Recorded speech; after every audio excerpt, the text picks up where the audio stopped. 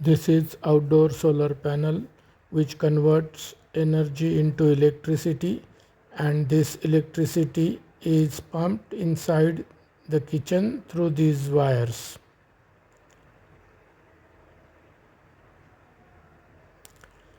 Inside the kitchen, major part of this electricity goes inside this heat storage.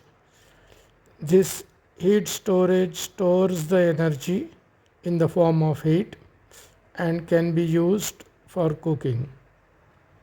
This black surface is a heat storage, and temperature of this surface we can see on this infrared gun, which is around 310 degrees centigrade.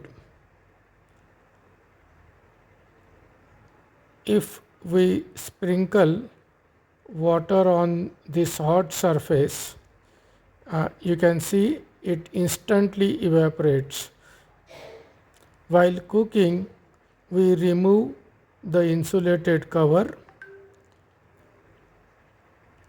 and this heat storage works as a hot top on which we can keep any vessel which is used for cooking. You can see within few seconds the water starts boiling because the surface is very hot, something like 310 degrees centigrade.